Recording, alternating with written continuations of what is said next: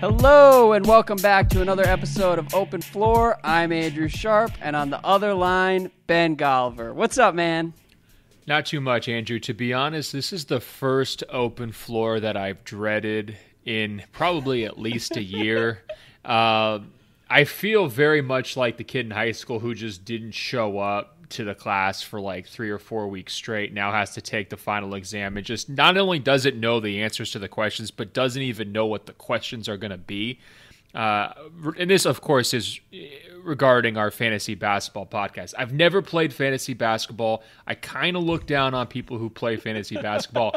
You sent me the categories of what they track in fantasy basketball, and I was about to snarkily reply, like, how quaint, no advanced stats.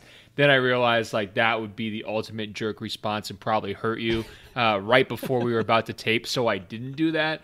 I just wanted to be clear up front. You're carrying the entire load on this podcast. I will chip in, but you better be ready to do a lot of work on this one.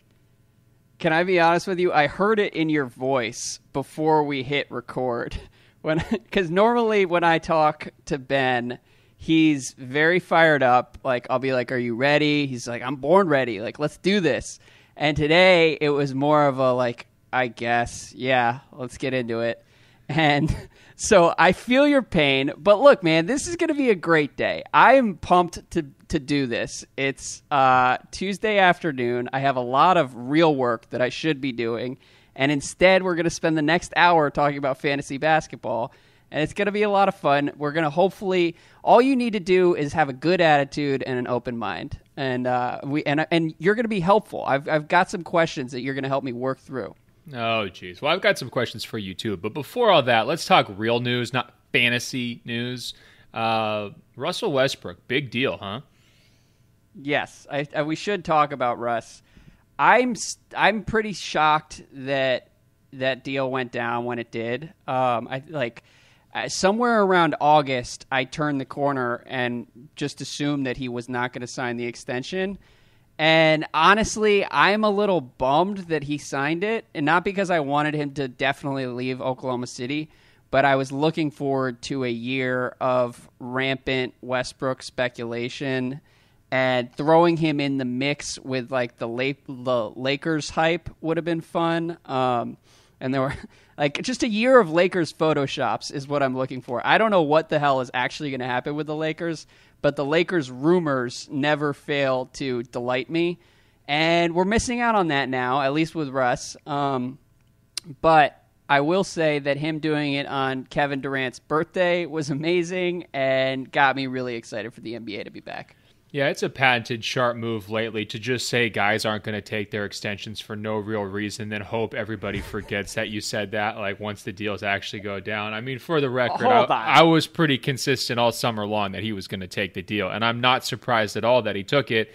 And on top of that, as soon as I started seeing the photos come out of Thunder training camp with the ice pack on his knee, I was like, this deal's definitely getting done. I mean, there's no way this guy, if they're starting the season and he's got any little minor tweaks with his body, is going to leave $200+ million on the table. So from that standpoint, I thought it made all the sense in the world. And I mean, look how uncomfortable Russell was at Fashion Week when we were there at Barney's with the new collection, and it was weird. They kind of wanted us to be models. They weren't totally sure, if we should be, wearing the clothes or maybe just, writing about it. But when we were there, Russell was like not even really that comfortable surrounded, by fashion reporters talking fashion. He likes the attention, but not that much. He sort of likes having his image, but not really people all up in his business constantly. At least that's my impression. I could not see any scenario where he was going to plunge himself into, 10 months of that. And that sounds like a nightmare to him. Well, wait a second. He's a new father.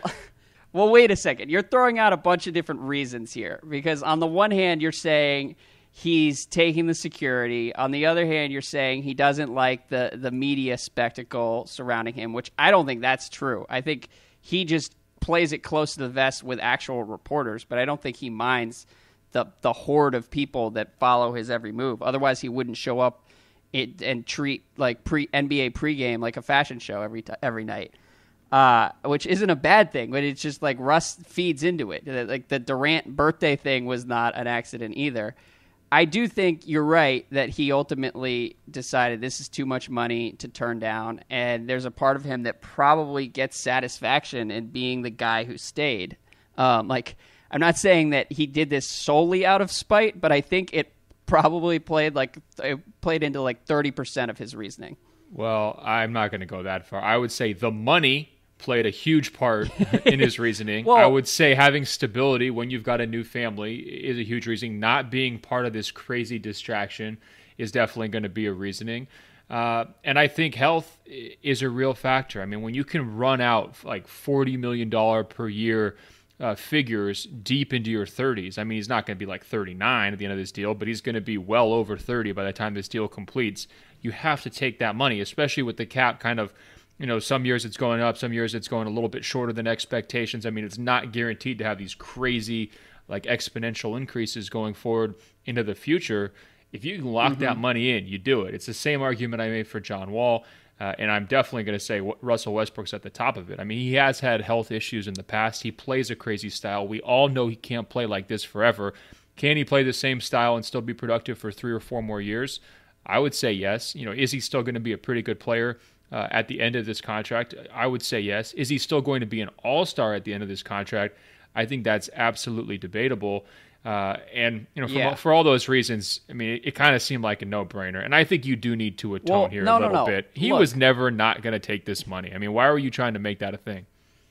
What are you talking about? I don't need to atone for anything, and this wasn't totally a no-brainer. I mean, they may not keep Paul George next summer, in which case it's Russell Westbrook with Carmelo Anthony making $27 million a year or whatever the exact number is, and it's going to be hard for them to improve. And I think anyone looking at the state of the Thunder at the beginning of the summer certainly were thinking, all right, like, how do they flip this roster? I mean, when you go back to them with Oladipo and Enes Kanter, it was definitely not a sure thing then. And then even after they got Paul George, I mean, Paul George is a rental.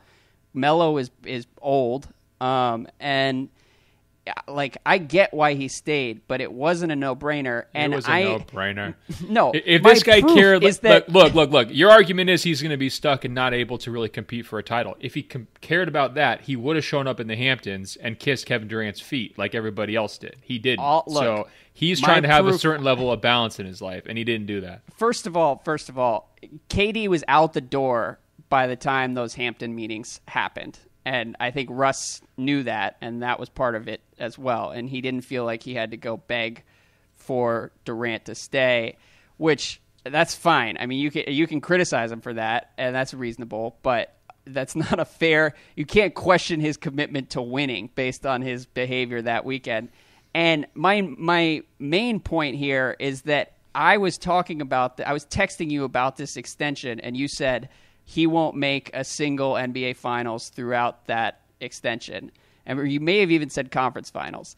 And that's why it wasn't a no-brainer, because you're right. He does have a dwindling window in terms of his prime. I mean, nobody is more reliant on athleticism than him. And true, he's been like a freak of nature so far. And I think most guys would have lost a step or two because of the injuries that he's had, but Russ hasn't. But that said, like, there's only 3 or 4 more years of peak Russ, and I would have understood had he wanted to sort of pursue that with a little bit more help. So I didn't realize we were just going to be leaking private text messages on the podcast, violating every journalistic standard in the world. If you're going to call me out, like, I have to apologize. I mean, come on. No, I just think you should admit that you were trying to make something out of nothing here with Westbrook. That's all I'm saying.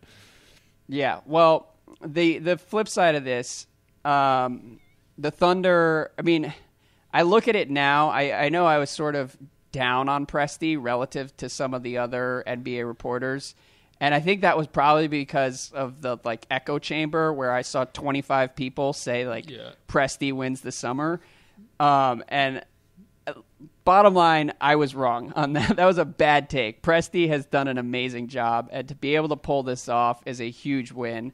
And I'm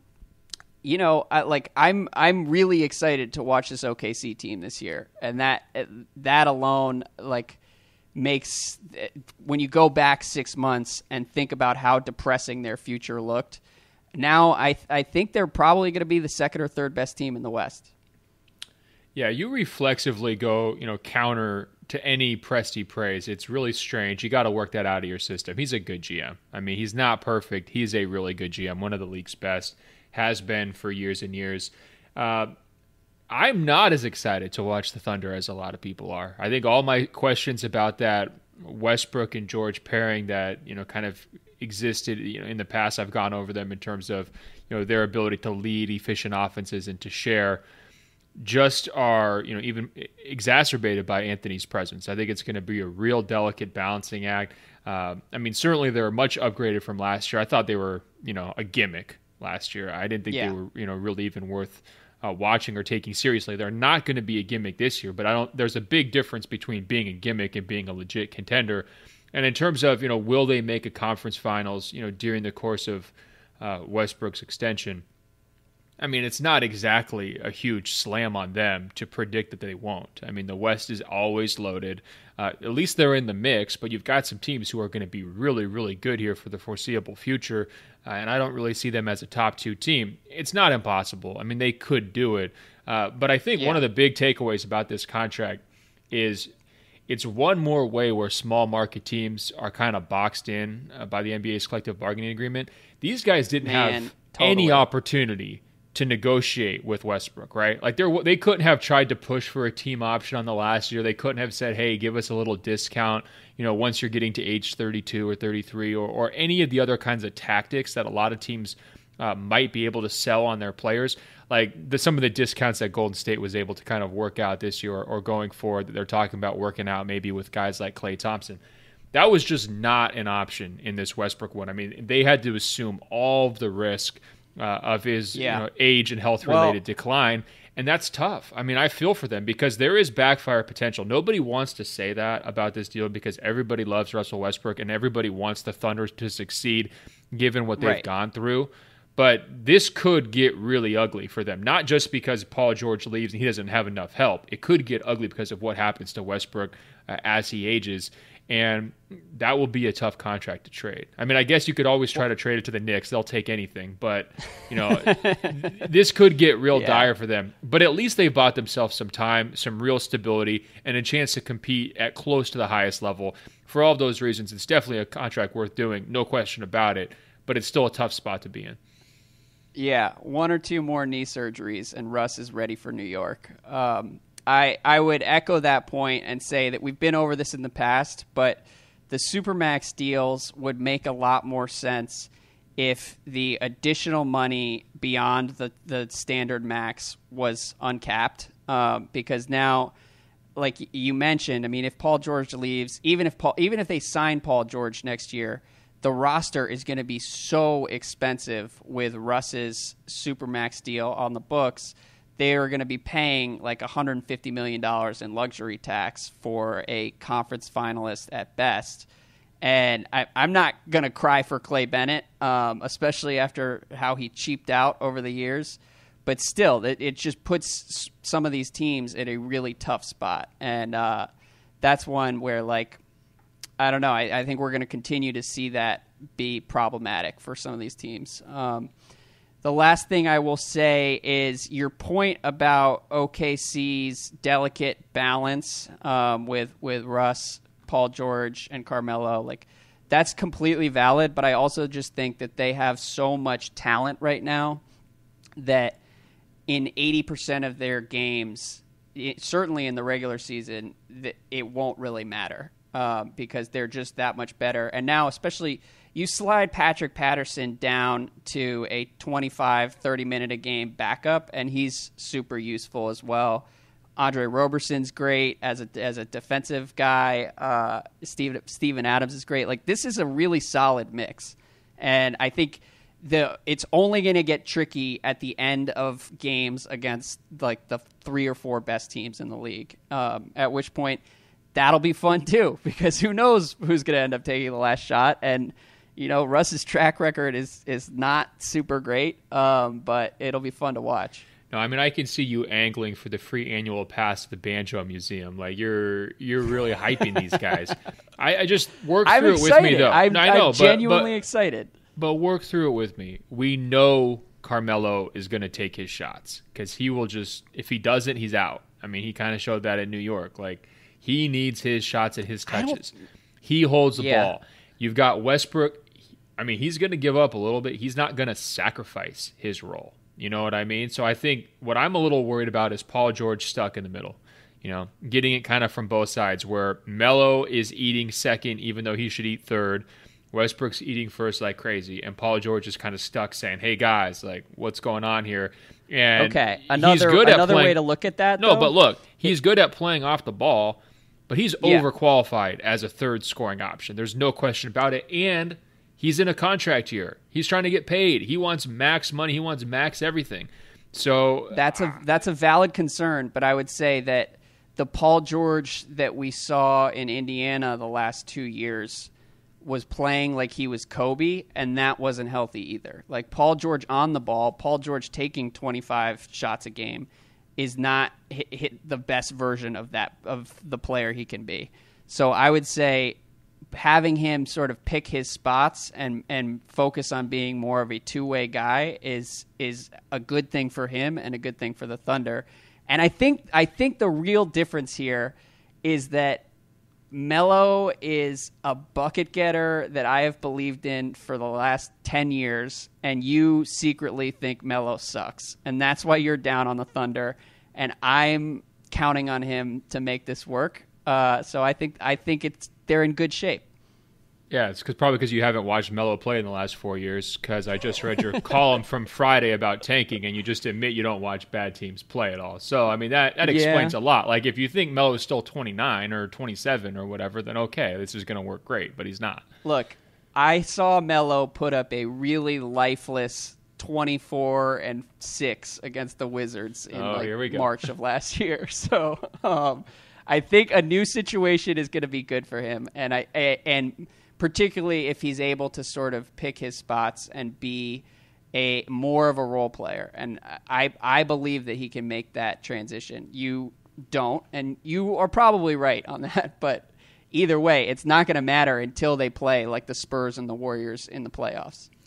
I mean, the best possible solution is that all three of those guys just take like 90% of the shots over the course of a game, and everybody else is just designated rebounders and passers. Like, and that could be how it winds up playing. I mean, could they make that trio balance work if like everybody else on the team is just under strict orders to never shoot? And again, that could get into gimmick territory where it's like so obvious what they're trying to do, but they do have a lot of guys who are just not scoring options that are in their major lineups, where you could sort of have a weirder distribution of shots among your players than most teams do, and try to keep everybody happy. We'll see. I don't know. I just think there's going to be a little bit of angling between these stars here with various interests. I mean, these guys are being thrown together. It's going to be fun to watch every night. It's going to be fun. And you know what? We're cutting it short there because it's time to talk fantasy. I've given you 15 minutes on real news, and now we have some questions to move through for fantasy basketball season. First of all, though, before we do that, I think we need to establish your credentials here. Have you ever won your league, or how much money have you won or lost lifetime fantasy-wise? Are you qualified to host this podcast? That's my first question. I am qualified, and I won my league last year, although I have a little bit of an unfair advantage because I'm watching games every night. So, like, most of the people in my league have real jobs and real lives, and are like, they're not awake when like TJ Warren goes off for 26 against the Kings at like 1 a.m. So I can pick guys up off the waiver wire and kind of steal some reinforcements. But I did win my league, so and I had a lot of pressure coming in because, again, if you're like the NBA writer, you sort of have a lot of expectations to live up to. But thanks to Gary Harris and the stretch run performance of Marquise Chris and Yusuf Nurkic, I was able to bring it home last year. So the first piece of advice is basically find the suckers in your life and go against them. Yes, exactly. Oh, but, okay. We're off to a great start here. So first question was from Ramon, who said, "Down with Grandpa Golliver. The people want fantasy talk, and damn it, that's what the people are going to get." So that's what we're going to do. I need your help, though. I've put together like 10 different pairs of players that I'm trying to choose between. And I need you to use your robot brain and help me figure out who is going to have better numbers this year. Well, so when you say numbers, though, you're talking about these archaic, quaint measures of performance. Field goals made, rebounds, raw blocks, and steals. So we're not using any of the modern metrics whatsoever, right? Like we're just pretending that the last 30 years of advancements in statistical calculation never happened. Is that how we're doing it? Exactly. We're using caveman stats, aka the only stats I truly pay attention to. And I'm a grandpa. Okay, I got it. Great. So for the top player overall, Russell Westbrook or Giannis Antetokounmpo? I think I would go Westbrook still. Now, how much does health matter with this? Like, is it raw over the course of the entire season, or how does that work? Health is really important, and health is one of the reasons that I'm leaning toward Giannis right now. I mean, you go back, I went back and looked up Russ's last season with KD, which is sort of closer to what we'll probably get this year. He shot 45% from the field. He averaged 23 points a game, 10 assists, 8 rebounds, and 2 steals, which is really solid. You're getting a lot of categories there. But I don't know, man. Giannis just does everything. And I get the feeling that this could be a year where Russ misses 10 or 15 games, just because it feels like he's sort of due for another one of those nagging injuries. Whereas this feels like a year where Giannis leads the league in minutes. And last year, he averaged 23 a game, almost 9 rebounds, 5 assists, 2 blocks, and 1.5 steals, and shot 52% from the floor. So he may have the best numbers in the league. Yeah. Which year were you going back to with Westbrook? The year where KD was injured, or the last KD season? The last KD season. Yeah, I would go back actually 1 year before that, because Westbrook is at 28, 9 assists, 7 rebounds. That was the year where KD missed some time with the foot. Yeah. And Westbrook was actually, I think, the scoring champion that year. I feel like that's going to be closer to where Westbrook is. And I actually think his assist number will be slightly higher this year, just because he actually has real teammates. Yeah, and he's gonna try to average 11 or 12 assists as a point of pride. I mean, I'm super high on Giannis. I don't know if he's going to be able to make that next leap as a scorer in terms of being close to a 30 a game guy. I don't really see that. I get what you're saying about the consistency, the youth factor for sure. He's going to be out there every night. He stuffs everything. He gets steals and blocks in ways that nobody else does. I just think, it wouldn't be crazy if Westbrook was at 28, 11 assists, and 8 rebounds to me. I mean, I think that seems reasonable. Not being that far off from where he was last year, even with the new talent. I mean, I think huge numbers are still possible for him. And I think he wants that. I think he's driven by that stuff. Yeah. The other contenders for number 1 overall would be James Harden, Karl Towns, Anthony Davis, Kevin Durant. Of those 4, who do you think jumps out? I mean, Harden would, just because we know that formula is so patented and they're going to play fast. I think the Chris thing definitely adds a layer of uncertainty in terms of exactly how they're going to balance things, but they seem very committed to splitting those guys' minutes up as much as possible. Harden, up and down, points and assists, guaranteed. I don't know. I think that'd probably be the safest pick. Who else did you mention? Karl Towns, Anthony Davis, and Kevin Durant. 3 guys who, on their own, would be number 1, but I wonder how their co-stars are going to affect their numbers. I mean, Karl Towns down the stretch last year. I won my league because of Towns, because he was averaging like 28, 13 a game, or 13 rebounds a game. He was shooting like 59% for the final 3 months. Like, we had all checked out on the Wolves because they were too fucking depressing to watch every night. No, but, you had, not we all. Well, I think most of America, and don't tell me that you were up late watching the Wolves every night, but it was hard to, like, I feel like Cat didn't get enough love for how absurd he was down the stretch. I agree, and I think I said that like 2 weeks ago. Pretty sure you just stole my take. But I would take Anthony Davis, I think, would be my next pick in that. He always eats. You know, he's prime years. Yeah. KD, I would maybe discount a little bit just because of the blowout factor, everything else we've seen from Golden State. I think they're going to be in insane cruise control mode this year. I think they're just going to rack up wins more easily than they did in really any other time of this era. And they have a lot of new wings who want to score, you know, and I don't think KD's, you know, necessarily chasing numbers out there. So to me, I think I would probably go Harden than Davis from that group. Okay. Yeah. KD actually is sneaky helpful in fantasy, even though you're getting like a muted version of his scoring, because he rebounds. He's like crazy efficient, so he's shooting a high percentage every night, and then you get like 2 or 3 blocks every game. At least he did last year. Like he was really great until he went down. So if it's crazy because you think of him usually as a role player, right? But it's amazing how many different things he can do on the court. Yeah, you said it, man. You said it. All right, let's go nerdier here. Okay. Danilo Gallinari versus Wilson Chandler. Yeah, that's a rough one because both these guys are just always injured. I know. The thing in Denver, I feel like Chandler is going to play really important minutes for them because their roster is so lopsided. You know, it's like so many power forwards. And you were complaining about that at the draft, and I kind of blew it off. But, yeah, no, you were right. That was they got a real logjam there. It's pretty screwed up. And so from that standpoint, like if Chandler does get injured, you know, Denver's season's going to look pretty weird. They're screwed. It's really like I wrote about them a couple weeks ago, and I really like Wilson Chandler.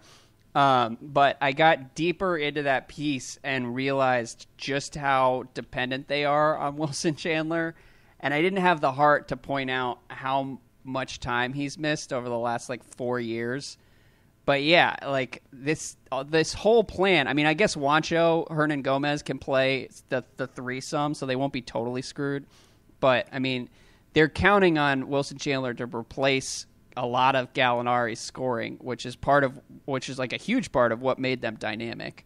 The flip side is, from a fantasy standpoint, like Wilson Chandler, there's you have to worry about health, whereas Gallinari like is almost guaranteed to miss 15 or 20 games, and that's why I probably lean Wilson Chandler in this one.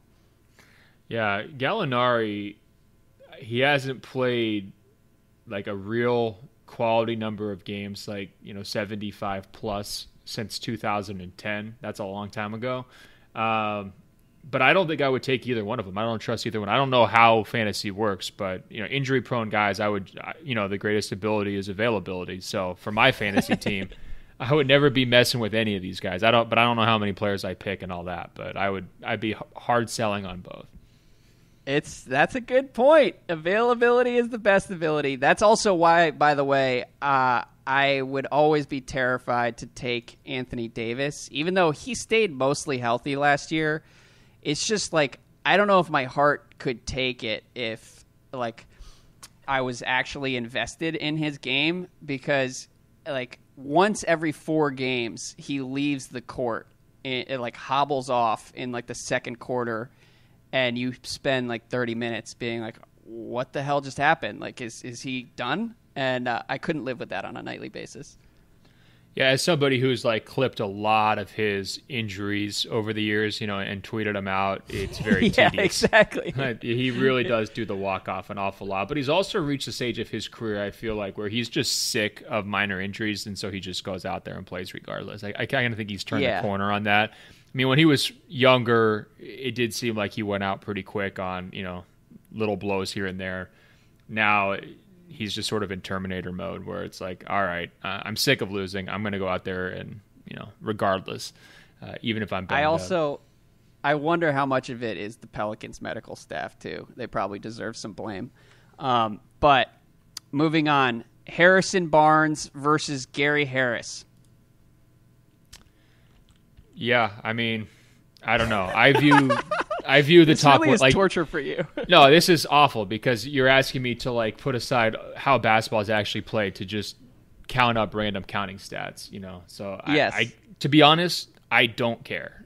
Go ahead, break it down, and I will respond with whatever you want me to respond with. But I do not care. Well, first of all, Gary Harris put up 25 in the preseason last night against the Lakers, and also like down the stretch, I think it was the final 2 months, Gary Harris averaged 17 points a game on 53% shooting and 41% from three, which is pretty absurd. And I think he's got another level to hit this year.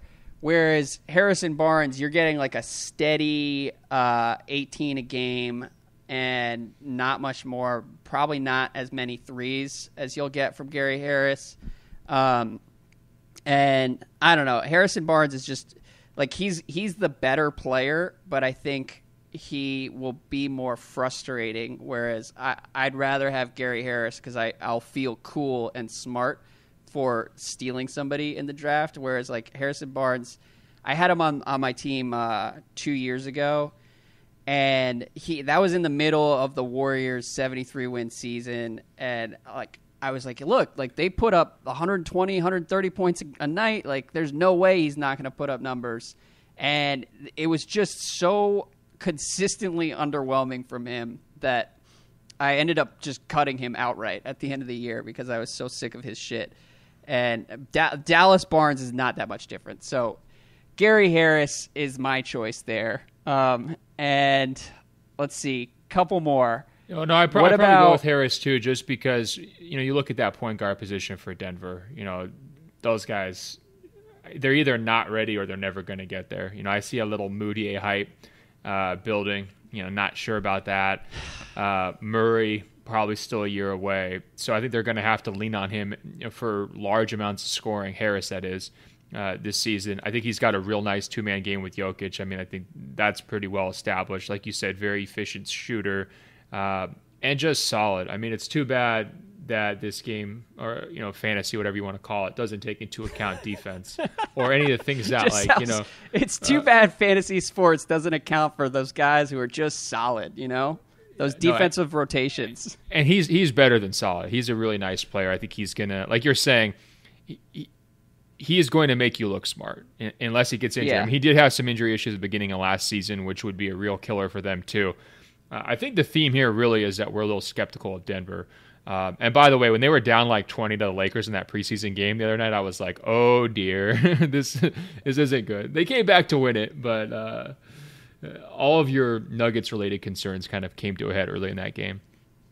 I'm extremely concerned by Denver's. The Moutier hype is not a good sign. We've done this for 3 years now. And like there were murmurs coming out of Denver a couple days ago saying like Moutier's looking great, guys are really excited. And I told you offline, I said this reminds me another SI staffer was telling me about his first love in college, and they tried to get back together, and it was an on again, off again situation. And each time he was like, maybe this is it, maybe this is like meant to be, and it was.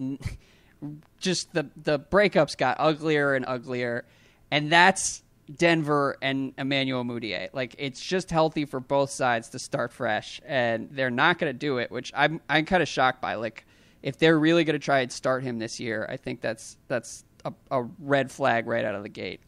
Yeah, what I'd say too is when I read those reports, I mean, first of all, That was a cool story. But when I read those reports, I read between the lines, and my takeaway was, well, Murray's not ready. You know, it's like if Murray was the one everybody was building the hype around early, that would make a lot of sense. Coming into year 2, it's going to be his show. He just took the job, right? But now that we have to like pretend that Moutier is really going to figure it out this season, that means Murray's still not ready, which means the whole position is still a giant question mark, which means you should draft Gary Harris in your fantasy draft. Yes. Although Harrison Barnes is solid if anybody wants to just be a little bit frustrated every single week. All right, three more questions, 3 more comparisons here.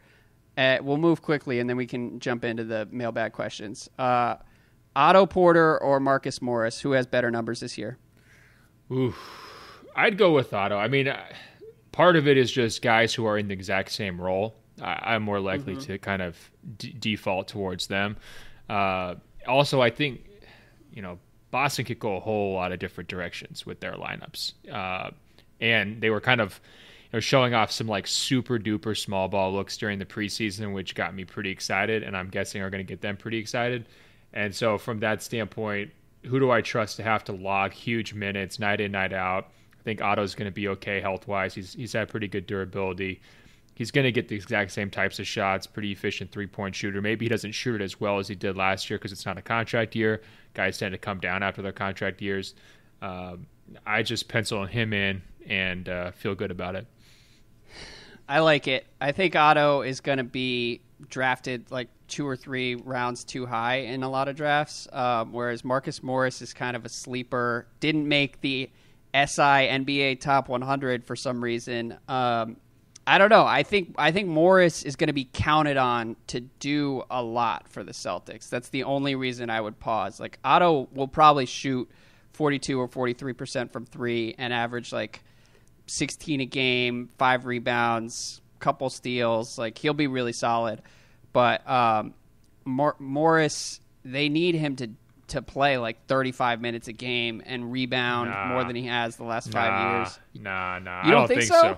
No, I think like in a traditional team context, I'd agree with you, but I think the Celtics are going to be super goofy this year with their lineups. Like I think they're just going to try to scramble teams.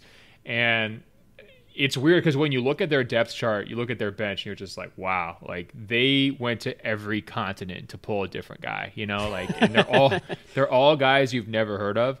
But I think Aaron Baines is going to be a huge hit in Boston this year. Yeah. Well, Tommy was impressed by his shower presence. I don't know if you heard that on the broadcast the other night. I did. Utterly Aaron ridiculous. Baines and Yabusele is another one. The Celtics are going to be a legitimately fun team to watch. I mean, who knows how successful they're going to be, but it's going to be a mess. And look, Marquise Morris could be in jail to start the season, so keep that in mind with your fantasy draft also. All right, next one. Kyrie Irving versus Steph Curry. Oh, boy. That's interesting. I go Steph on principle. I couldn't have Kyrie on my team. I think it would just pop a blood vessel. It'd be for my own health. I don't think I could, like, You're not cheer. woke enough? It'd just be too hard. Every time he went off for 40 or 45, I would feel guilty. I'd be like, this guy is just not doing it the right way off the court. I can't be a party to this. I just he is doing it the right way off the court. No, he's not doing it the right way off the court. I am a huge fan of very much woke Kyrie. Did you see his hat last night? No, what was his hat? His hat, I think it said popularity contests are not truth contests. Oh, my God. See, that's what I'm saying. Fantastic. Just give me Steph. Look, I thought the wedding photos that Steph had were utterly embarrassing. I would never watch his wife's cooking show. There's a lot I didn't feel real comfortable about in terms of how famous Riley got, during that one playoff run. I didn't love that. I'm still taking nice guy Steph over very much woke Kyrie on principle. I don't, and also I think, and here's the other thing, the real argument though for Steph, he underperformed last year. He had a great year. He was arguably the most important offensive player, as people like you and some Warriors fans are always insistent upon. Like, he didn't have the best shooting year. He could definitely shoot better than he did last year, and that will spike his scoring number for sure. And no pressure. They got the revenge. They know they're the best team. They're totally outclassing virtually everyone on a night-to-night basis. They don't have to worry about integrating KD anymore. That problem's been solved. I think from all those standpoints, that points to a nice season for Steph. Yeah, I think the one advantage that he has over Kyrie is he's probably going to shoot like 50%, 45% from three, and he's going to hit 4 or 5 threes every game, which is huge for fantasy. But Kyrie is just going to go nuts this year. And look, I love Coffee Shop. That guy is my favorite athlete at this point. No, every single press conference is gold. I'm not kidding. I'm all the way. I'm 180 degrees on me and Kyrie over the last month. Hey, one question though about health though for Kyrie. I mean, wouldn't that hold you back a little bit? Ooh, I mean, Steph. Yeah. Although Steph got knocked with the ankles, he has had 5 straight years of near perfect health, and the way Knock they on manage wood. guys, knock on wood for sure. I'm knocking on my giant forehead Because it's really crazy. If you go back a couple of years, it's pretty wild that we're worried about Kyrie's health and not Steph's in this conversation. But you're right. I mean, Kyrie probably won't make it, particularly if he's playing hard. I don't see him making it a full 6 months without like a 2 or 3 week window where he misses time. Yeah, it's another sneaky reason for Boston to go to like super small lineups to just like keep everyone out of the paint for Kyrie so he doesn't absorb hits. I mean, that's not going to be your driving strategic factor, but like it's a nice benefit. If you play like 5 out where you just don't have a center at all and he's attacking an empty paint, that should mean less wear and tear over the course of a season. Okay.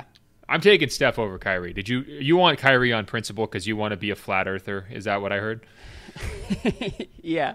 I also think Kyrie's another one. Kyrie's another one where I will feel smart if I like take him in the top 5 and he actually plays as well as I think he will numbers wise. I think like 30 a game is probably realistic for him.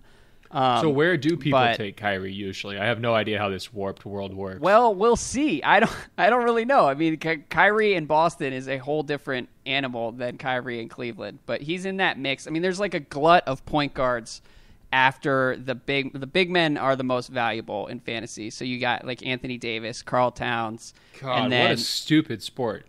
Big men are the most valuable in this thing? That's idiotic, dude. Yeah. Why do you play this? This really warps who you value. It really does. I mean, this is really, really bad for your brain. Yes, my enthusiasm for various players around the league is directly tied to my fantasy team. So I'll tell you who's on there, and you can track it all year. But let's move on to the questions because we had a bunch of people write in. Carlos says, I have Dennis Smith on 7 different fantasy teams, but not as my starting point guard. Should I take the risk and trade my other point guards to start Smith? I just have a gut feeling that he's going to be better than all those rookies.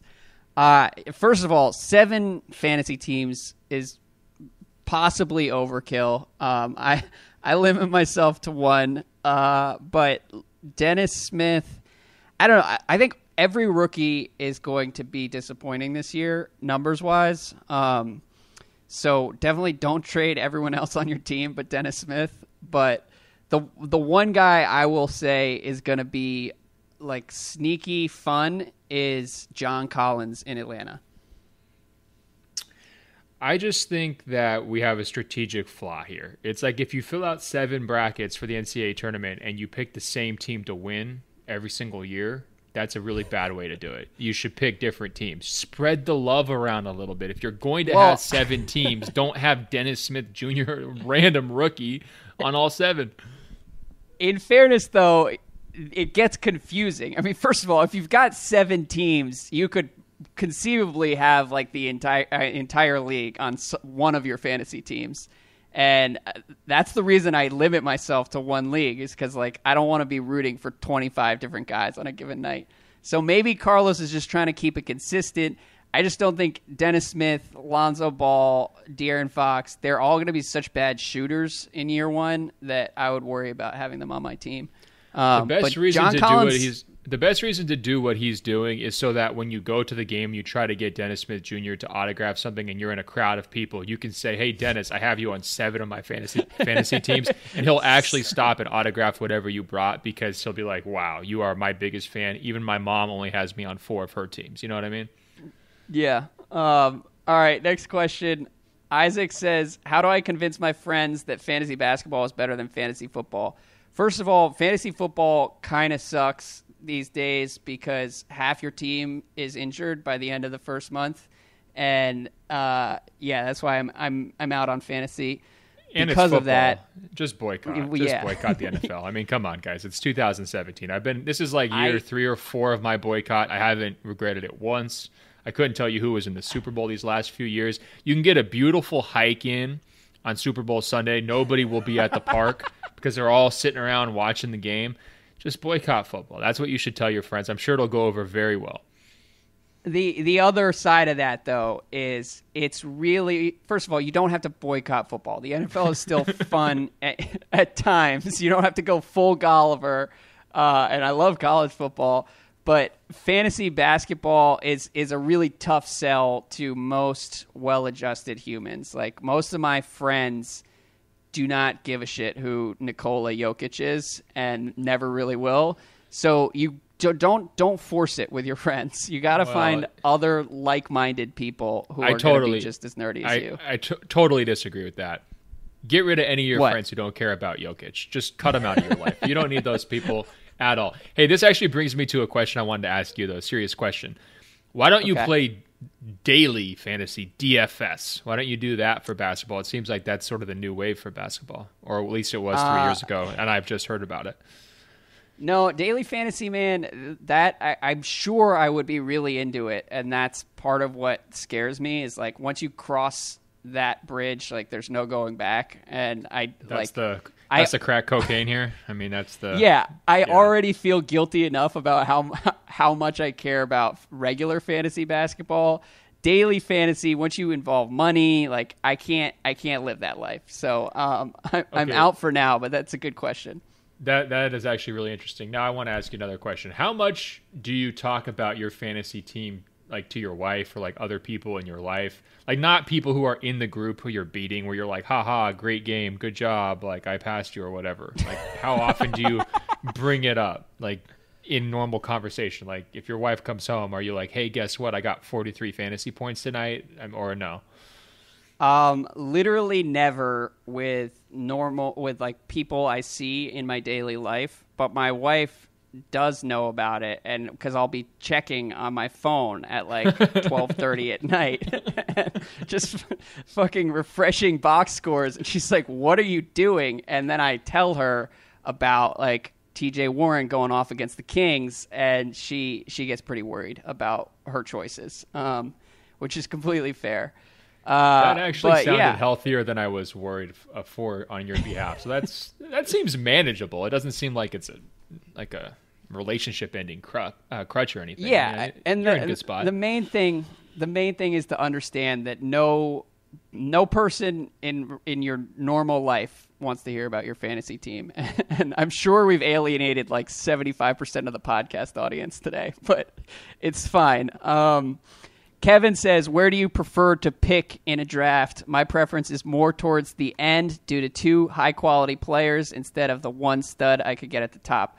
I prefer to be smack in the middle, which is a boring answer, but mainly the pressure at the top of the draft is a little bit too much for me to handle sometimes because, like, the difference between Karl Towns, Russell Westbrook, Anthony Davis, it's like razor thin right now, and I don't want to make that choice and then have to live with it. So I'd rather be like 6th or 7th and just grab whoever is left over. I'm definitely with the emailer. I'd want to be back towards the end just because you spread out the injury risk. You know what I mean? Like you're not completely tied into one guy. If your main guy goes down, you're probably screwed, right? I'm guessing that's how this works.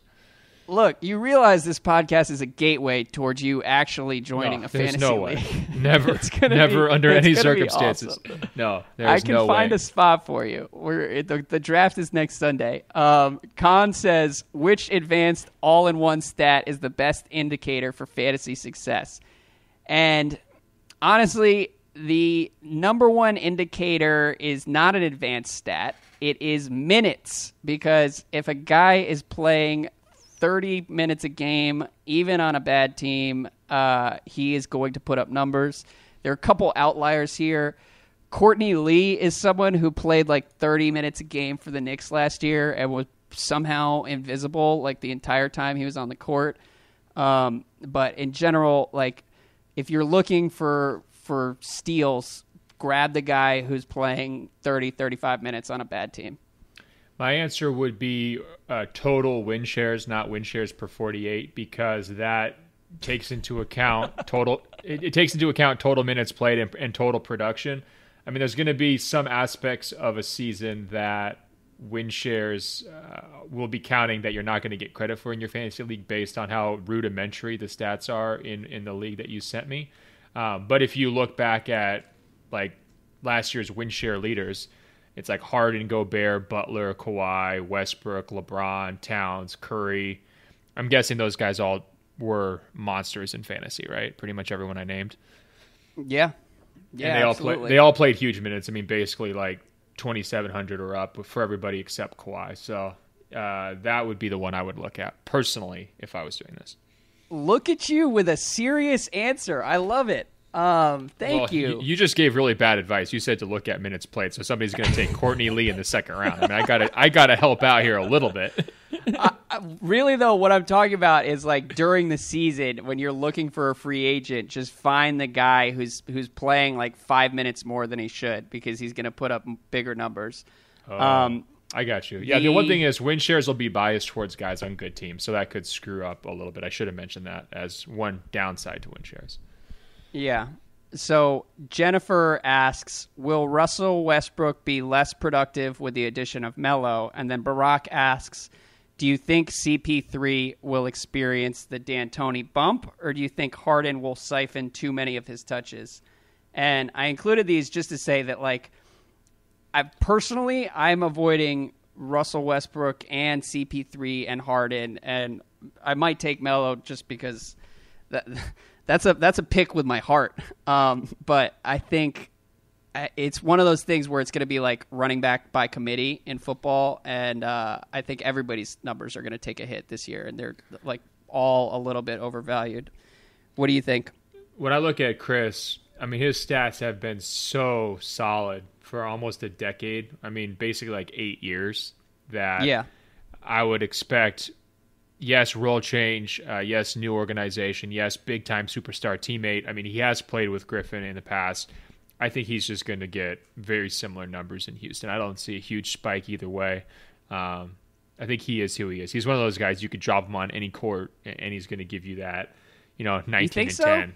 Yeah, I do. I don't know if he's going to have the ball enough to put up another 10 assists, or I mean, so maybe then Harden's assist. Well, no, but I think you got to factor in faster pace. They're definitely going to play faster than the Clippers did, and I think he's going to have the ball a lot. I think they're going to keep Harden off the ball, and there's going to be, like I said, stretches where they're going to try to manage Harden's minutes a lot more carefully. I think this year than they did last year.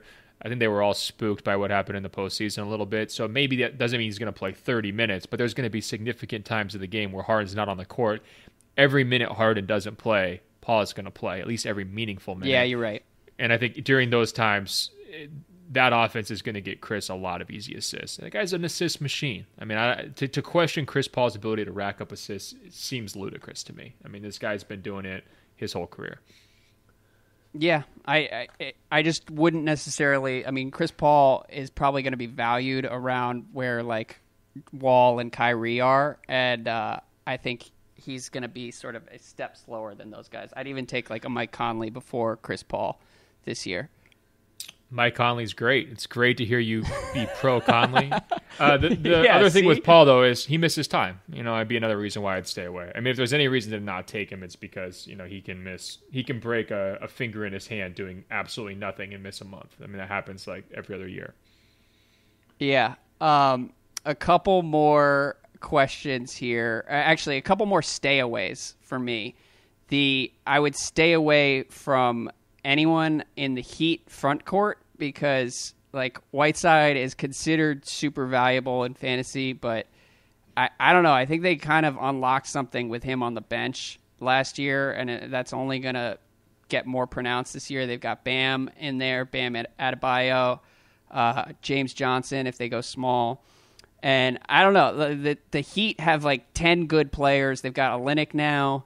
So stay away from those guys because I think the minutes are going to be kind of inconsistent across that roster. And also the Nets, I would really like Allen Crabbe, Jeremy Lin, or D'Angelo Russell, but I think it's going to be like jumbled together. And that's another team where the minutes distribution is just going to be a mess over the first couple months of the season. So chill out on them. And the Sixers, again, like, A, don't trust any rookies.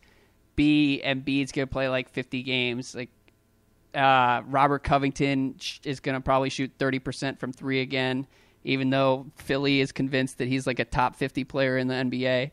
So stay away from those guys as well. And that's it. Yeah, I just want to throw that somewhere in the podcast. Very good.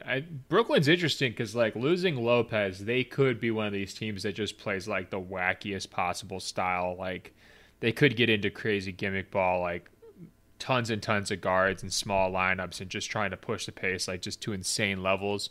And I would imagine at some point that would accumulate for somebody in fantasy. You know, points and assists would just sort of, you know, pile up at weird levels. But I'm with you. I couldn't really tell you exactly who it's going to be this year. I mean, I guess if I had to choose one, I'd probably choose Russell. But again, he's one of these guys where I couldn't have him on my team. He's with Kyrie, somebody else's team for sure. Yeah, great. A couple more. Dave says, how high should I draft Devin Booker? Considering he's ranked the 70th best player in the SI Top 100, I'm a little skeptical. What do you think on Booker? His numbers this year. Will he crack 45% from the field?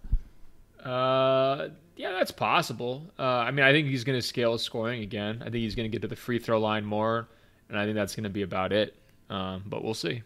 You know, I think we've kind of debated him into the ground, and people keep saying don't listen to their argument on the Top 100 podcast. I'm pretty sure they're discussing the Booker portion because that was really where it got ugly. So. Maybe we should just gloss over this. Honest to God, my favorite iTunes review we've ever gotten was somebody saying, great podcast. Like, definitely don't listen to the Top 100 pod if you've never listened to this show before. But other than that, it's great. And so shout out to that person. And we'll read another review on Friday. But yeah, 5-star reviews on iTunes. All day long. We appreciate them. And openfloormail@gmail.com. Yeah, I don't know if we deserve great reviews after this podcast, but this is me being stubborn and forcing you. Last question. Cody says, do you think Larry Nance Jr. has some sneaky upside? Lakers will play fast with Lonzo throwing dimes, and Nance has the athleticism to complement the fast tempo. What do you think of Lakers fantasy options? Nance is in the mix. Julius Randle, Kentavious Caldwell-Pope. Are you buying anyone? I think Nance has had a few too many injury issues for my liking. I'd probably stay away there. If I was going to bet on somebody to just pile up meaningless numbers, it'd be Randle. I mean, that seems like his destiny this year. I believe he's going to play a lot with ball because I think if you're the Lakers, you want to win games, but you also want to see, like, how well do your young players play together? Does that quote-unquote Lonzo effect translate to the other potential core guys, whether it's Ingram or Randle? And it's a big year for Randle. I mean, I think he's spent a lot of time working on his, conditioning his body this summer. If he's not able to put up double-doubles on a nightly basis, even if they're empty double-doubles, then that's a real problem for him career-wise. I think he understands that. So I get what you're saying with the sleeper potential on Nance. I really don't know how fantasy works, but I'd be worried by his injury issues and his role. That would also concern me. Night to night, how important is he for their rotation? That would be a question. You've been hanging in there through this pod, and I appreciate it. My answer for this would be that Larry Nance Jr. is awesome, but a lot of what makes him awesome doesn't translate to stats. And so for fantasy is not quite as appealing as he is like in a vacuum, because I think he could also just he's the type of guy who can guard like 4 different positions and would help a bunch of teams around the NBA, but a lot of that just doesn't show up in the numbers. Julius Randle, he's one where I'm personally so frustrated with like the ceiling he puts on the Lakers that I wouldn't want him on my team, on my fantasy team. But he's probably going to put up numbers this year because they're going to be playing super fast. Ingram's a guy that I really like. Probably wait and see. And I'm just going to read a couple other sleepers while we're talking sneaky upside. To me, like Randall is that classic guy who fantasy players think is really good. Yes. Who's not really good. So from that standpoint, I guess I'm reverse engineering my hate for those types of players to say like that would be who I would draft if I was in fantasy, because he probably is good in fantasy because he fools a lot of people. Sleepers here before we sign off. TJ Warren, I really do think he's going to end up averaging like 20 a game for Phoenix. I heard like Zach Lowe and Kevin Arnovitz were like, "What does this guy do? I'm not sure if he plays defense. I'm not sure if he shoots threes." Like all TJ Warren does is score little like 14-footer floaters, and like he does that all game, cutting on the baseline. He's fucking great. So they grab just paid him him, because so you can count on him to cash out this season. Look. No, I would honestly be worried. Like guys on losing teams, when they get their payday, that would be something I would stay away from in fantasy. Just because like the skill is there, but is the motivation there? I think that would be my question mark. They have nothing to play for. If he is good, he could wind up in a situation where they don't want to play him like Bledsoe. So it's nothing against TJ Warren. I'm kind of joking. It's more about institutionally with the Suns, where like, yeah, you could try to cash in on these huge empty stats that don't mean anything with a guy like Booker, but that could come back to bite you because they don't take their job seriously as an organization. They're just out there screwing around. Personally, philosophically, I couldn't have any Suns on my team. That would be another one where I would. They score like 115 points a game, and those are the guys you target. Anyone on the Suns, anyone on the Nuggets. All the teams that are just completely allergic to defense are generally great in fantasy. TJ Warren's also is not just we don't know if he's a good defensive player. He's a bad defensive player. They're significantly worse defensively with him on the court, and he doesn't shoot 3-pointers at all. So those are certainly concerns if we're talking about his value, not in this fantasy quasi realm. TJ Warren is another tentpole argument that I'm going to be right about 4 months from now. So just concede it now, and we'll be good. Avery Bradley is another one who's currently being overlooked nationally, but I think the Pistons are going to be really solid this year, or solid in like a Pistons-y way. And he's going to put up numbers in a contract year. And if he plays 70 games, he's worth a gamble in like the middle of a fantasy draft. Bojan Bogdanovic, another one who is going to be on a shitty team and is going to put up all kinds of like probably 16, 18 points a game, a couple threes. He's worth a shot. What about Skal Labissiere? I don't think he's very good. I mean, I understand there was some hype there at the end of the season, but personally, to me, I don't think he's ready. I think he's still too inconsistent. I am basing a lot of that on his up and down play in Vegas, where there was stretches where it was like, what's happening here? Like, you were supposed to be really good. I was really excited to see you, and you're not.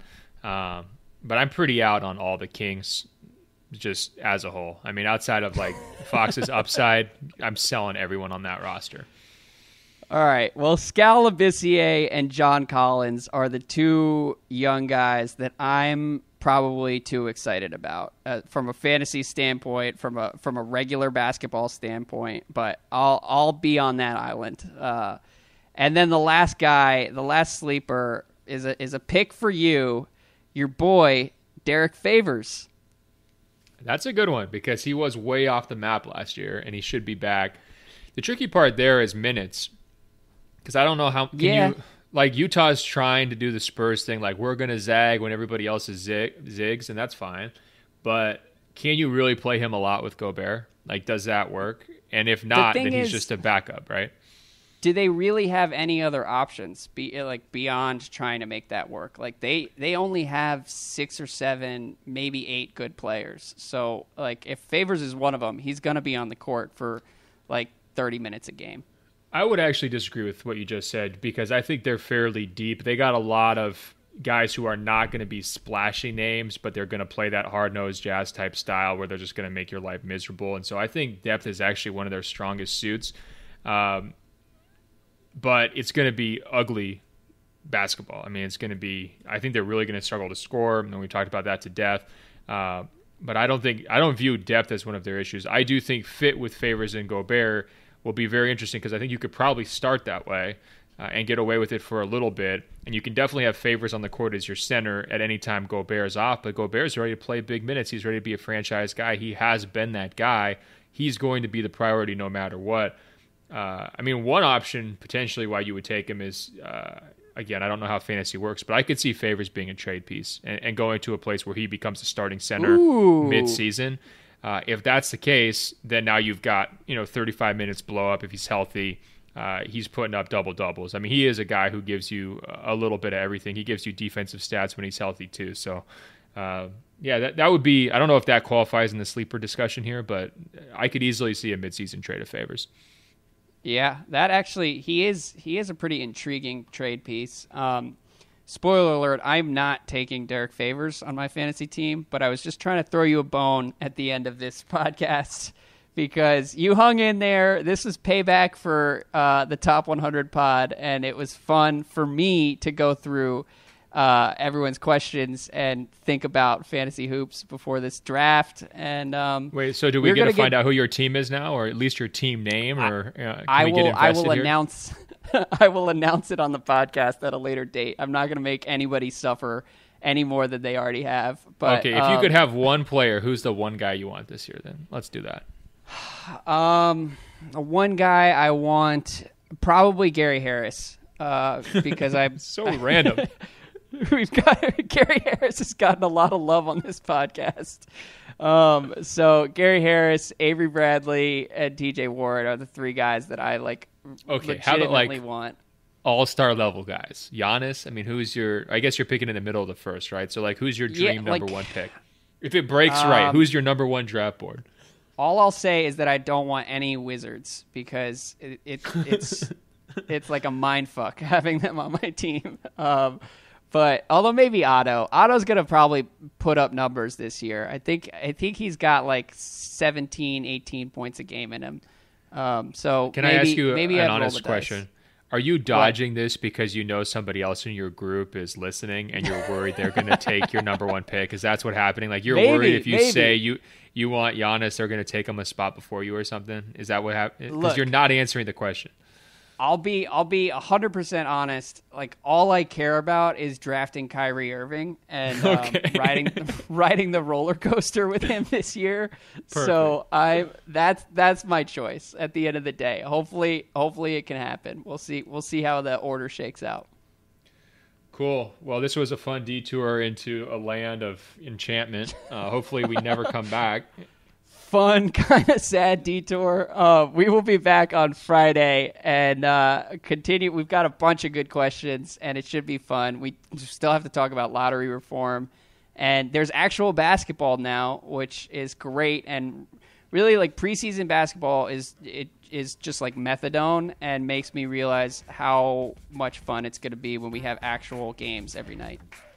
Don't do drugs, kids. Follow me on Instagram, ben.golliver. 5-star reviews on iTunes. Andrew, they should email us, openfloormail@gmail.com. I'll talk to you later this week. All right, man. Take it easy.